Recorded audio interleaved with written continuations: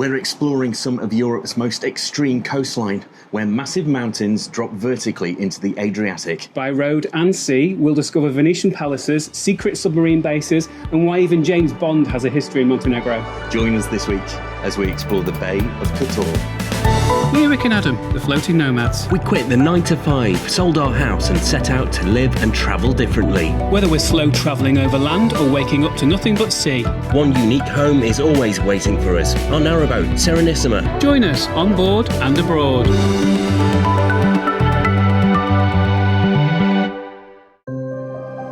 Nowhere in Europe does the land meet the sea quite like this. Those peaks rise almost 2,000 metres and they fall almost vertically straight into the water below. That extremity made this bay one of the most fought-over stretches of coastline on the continent. Every power that controlled it left something behind, and that's what we're here to find today.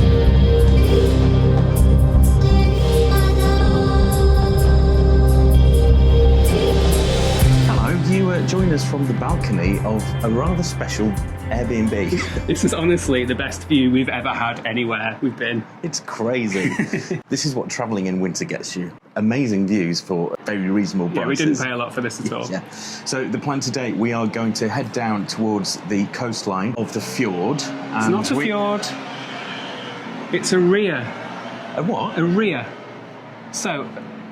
A ria? Yes. So for some geology, a fjord is formed by a glacier. So it's when a glacier moves through a seabed, it makes a fjord. And a fjord is like U-shaped. This is a ria. So this is an old canyon that was formed by a river that was then basically flooded by the rising Adriatic. So this is different. So this is V-shaped. Fact. Okay, so let's get down to the ria and and we're going to go and hop on a boat.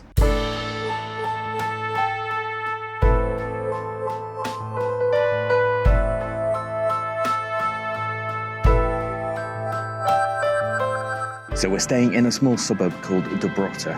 Which is just literally there at the bottom of that mountain. Yeah. So not to be confused with any of the other mountains that are all the way around us. Around. Yeah. Follow me, Rick. Okay, sorry. Look, there are mountains on every single side around us. Yeah, this place is just out of this world.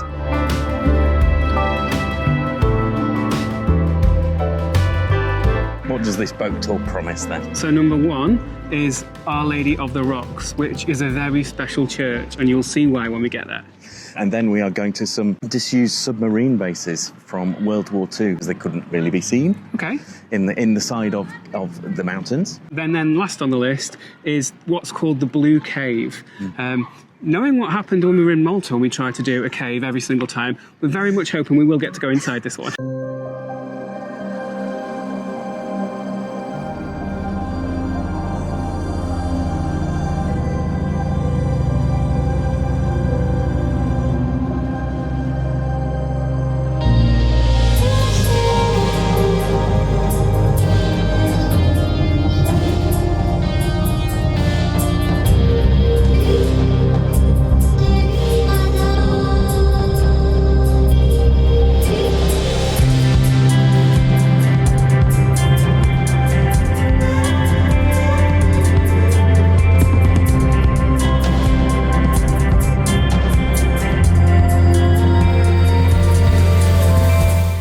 Coming into view now is our first stop, the Lady of the Rock Island.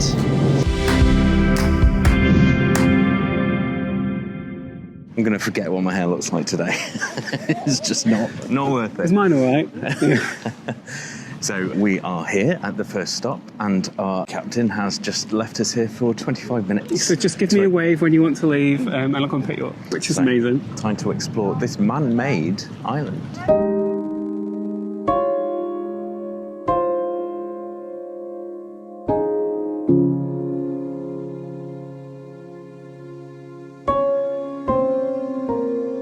Island facts, please. Yes, so this island that we're standing on right now is possibly the world's first man-made island, the captain just told us. And it was created, as legend have it, because of the icon of the Virgin Mary was found on a rock that used to be here. Two brothers found it, they took it home, and it kept coming back. So they took that as a sign that they needed to make an island. So they dropped stones into the water, and this became like a local legend. All the other sailors dropped stones into the water as well. And then after 200 years, there were enough stones there to make this island. And every 22nd of July, the local fishermen circle the island in their boats and then each drop off one rock each. So every year it just keeps getting bigger and bigger. Another local legend has it that this woman was bereft and waiting for her husband to return from a perilous journey at sea. And while she was waiting, she got a bit bored. So she decided to make a tapestry of the Virgin Mary from her hair. So weaving her hair into a tapestry. And it took her 25 years, but it's in this church and we're about to go and see it. And apparently you can see the passage of time by the way her hair turns from coloured to grey.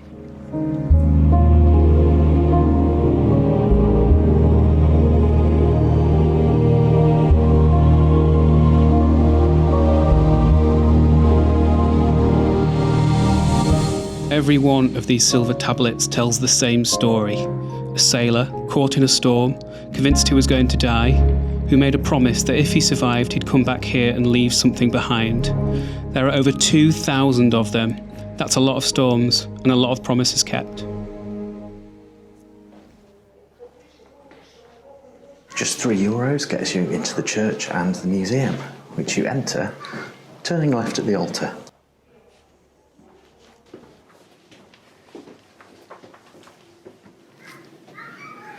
Lion of Venice. Well, like most places we go to, it's another Venetian stronghold, right? Yeah. They had it for 400 years. Okay.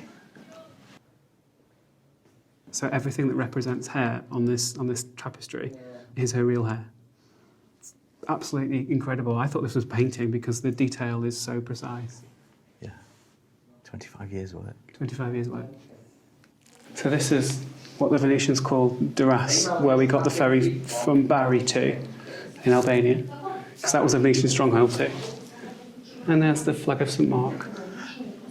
It's just like the back of our narrowboat.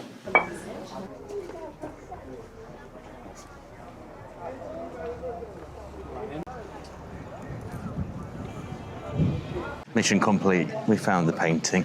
It's not a painting, it was a tapestry, that was the point. Oh, right, fair enough. And yeah, it's just nice. I like to feel isolated, with these moorings on our narrowboat. It's nice to just be on an island that we can't get off right now. We've got to find the captain. Oh yeah, otherwise we'll be here forever. But the scenery, oh gosh. It feels so special. I know I say that quite a lot of the places that we go, but this in particular is like nowhere else I've ever been. And I seem to be saying quite a lot recently, I can't stop smiling.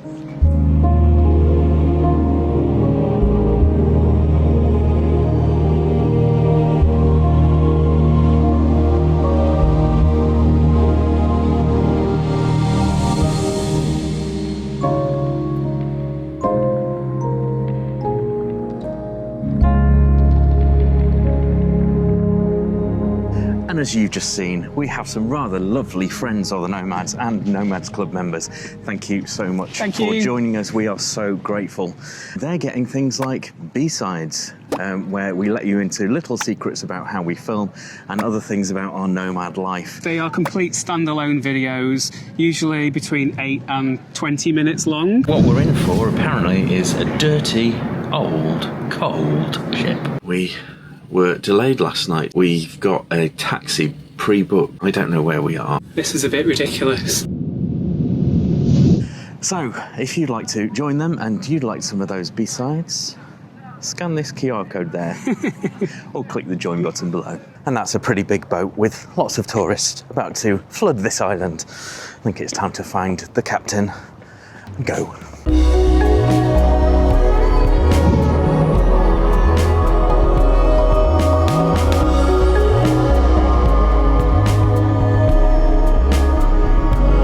Stop is that submarine tunnel. But before that, we go through the strait. So this is the narrowest bit of the whole bay. It's just over 300 metres wide, and you get cruise ships going down here. It's incredible.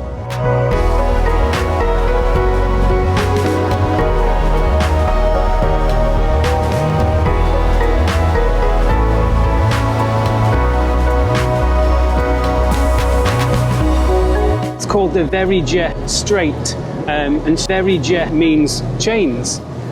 And there's a reason for that. It's because when they were trying to protect this area from pirates and invaders, they used to hold chains under the water from one side to the other. And then when an enemy ship came in, they'd raise the chains, so it was like a trap. And that's why this place was Venetian for such a long time. No one could invade it.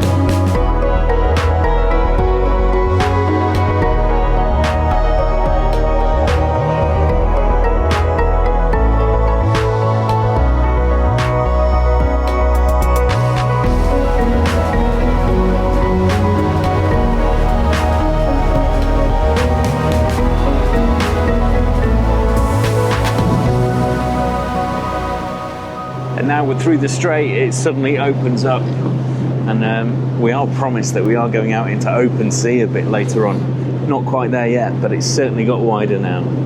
There is actually some interesting facts about the weather in Montenegro in particular. So, believe it or not, this place in southern Europe has the highest rainfall out of anywhere in Europe. There is a particular spot on the top of one of these mountains that, because the geography here is so severe, so the tall mountain peaks and the sea next to it, the rain clouds basically dump all of the rain on top of this mountain, while all the little villages down at the bottom by the shoreline are all kind of bathed in sunshine. It's really interesting, like, to have those two extremes next to each other. Hidden from spy planes, this is a top-secret Yugoslav submarine pen from the Cold War. Carved 100 meters deep into solid limestone, the entrance was originally camouflaged with fake rocks to remain completely invisible from above.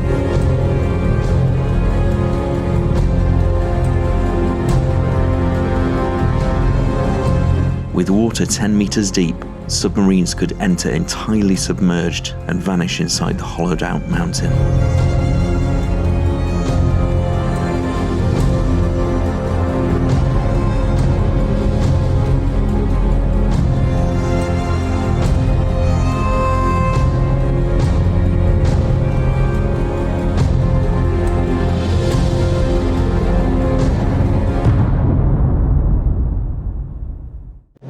So we are going out into the open sea now, to the Blue Caves. There's a wind coming from the west, which means there may be splashing.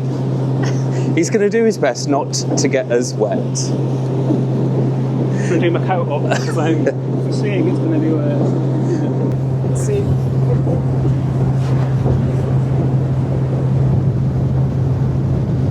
It's certainly got choppier. It's a bit on the bumpy side. Oh! I love it. Just have to brace yourself a bit. Coming up to an island now that was a prisoner of war camp. So not a very nice place. But the weird thing is, it's now been turned into a 5-star luxury hotel. I'm really not sure if I'd feel comfortable staying there.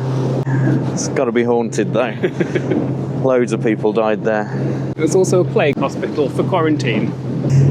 So we're just about to get to the Blue Cave. The big question is, will the sun come out from behind that cloud to make it actually blue? Doesn't look promising currently.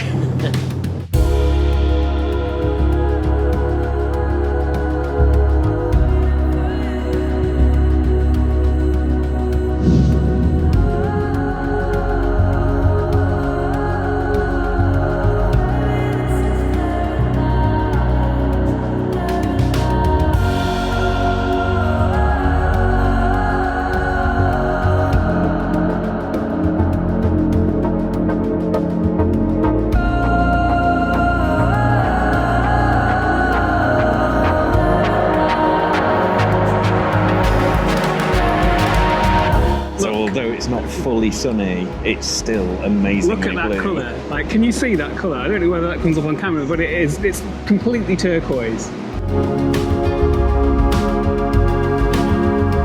It's nice to have some respite from the bounciness. It's honestly quite draining. But off we go out into the open sea again.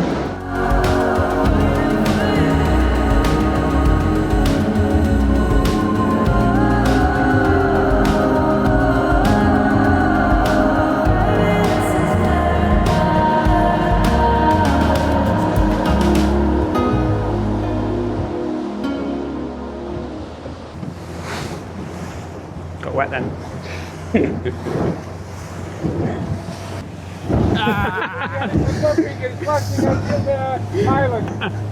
getting wet. It's fun.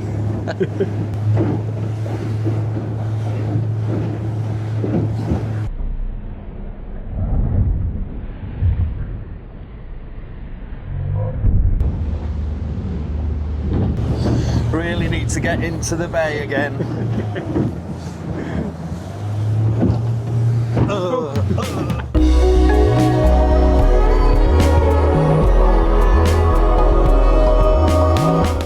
The entrance to the bay is so cool, and you think cruise ships go through that little gap as well.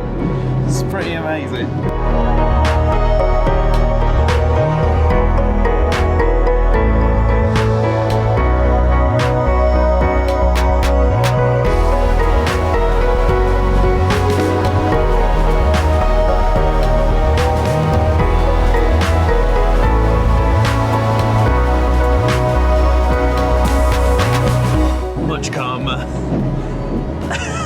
That was a bit of a workout. Core stability. A floating nomad can't handle a few waves. I love it. As we enter the bay, you can see why, when the Venetian sailors arrived, they called this place Montenegro, which basically means Black Mountain. You are faced with any number of these huge mountains that are covered in these pine forests, and they look completely black against the sky and the water. It's extraordinary.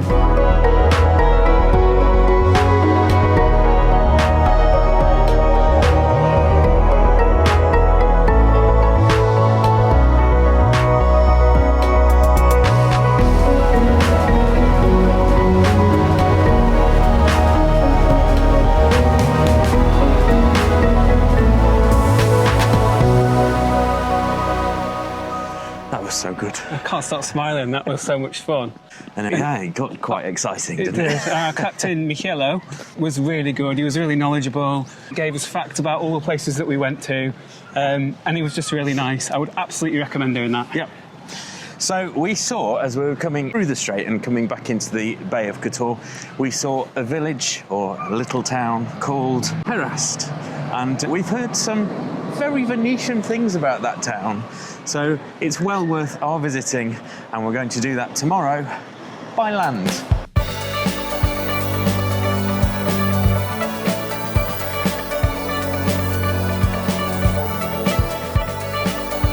Welcome to a lovely sunny Sunday afternoon here in the Bay of Kotor, and we've just taken a quick taxi to get us to a nearby town of Perast.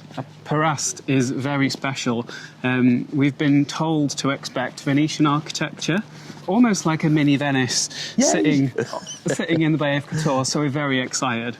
Yeah, and very easy to get a taxi around here. They're a little different.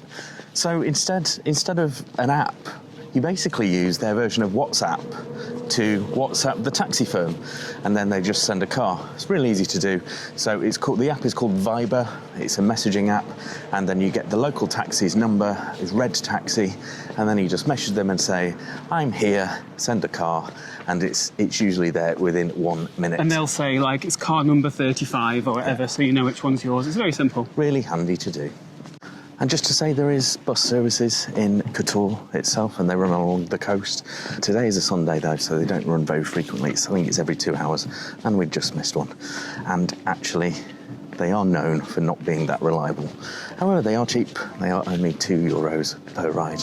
We've just got our first view of Perast, and it is absolutely stunning.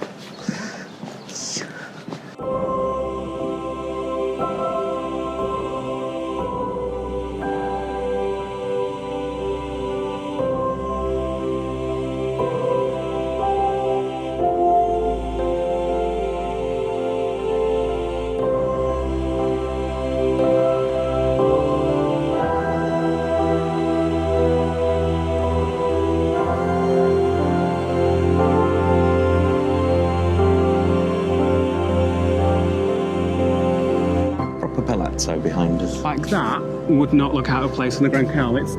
It's exactly the same sort of style. How crazy.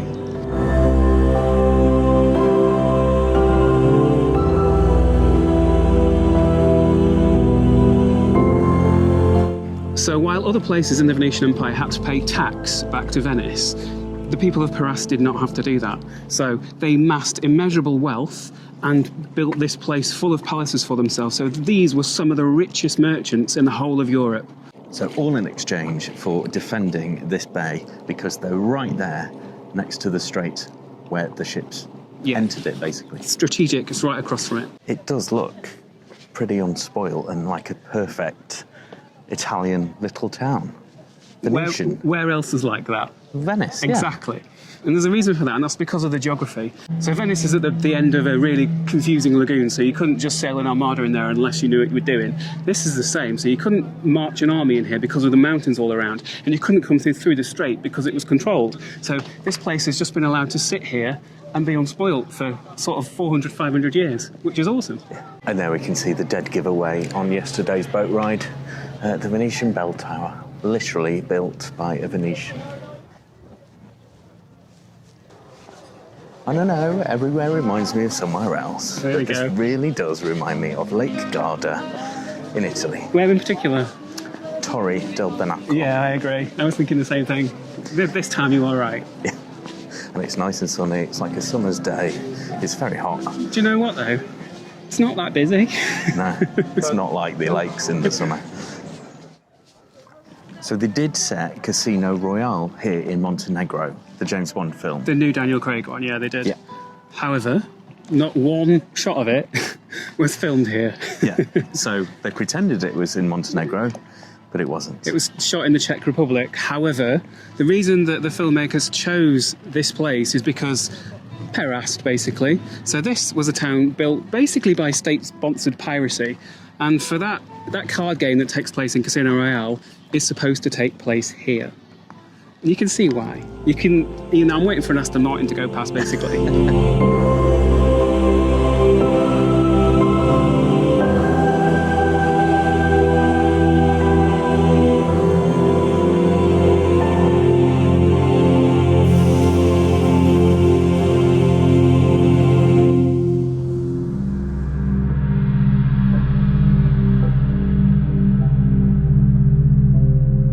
Worth the climb of those steps.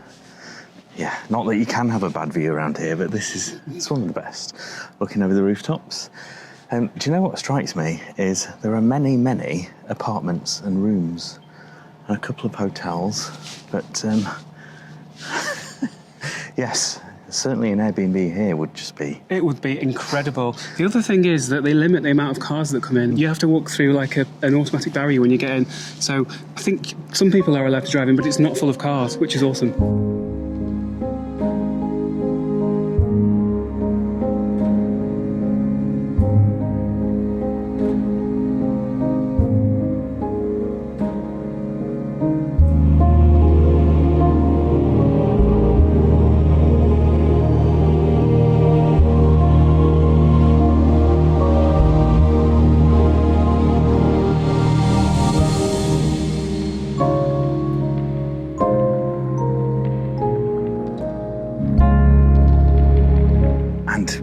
To the top.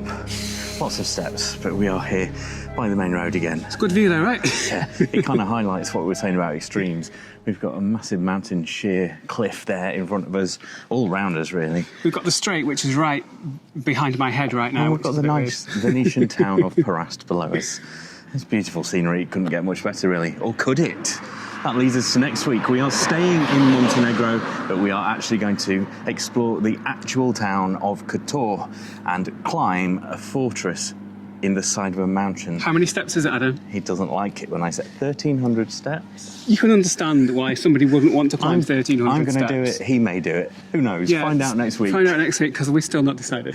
If you like what we've seen, please do give us a thumbs up and subscribe. And please do comment on this video and all the others. We read every single comment and we love hearing from you. Until next week in Kotor itself. Bye. Goodbye.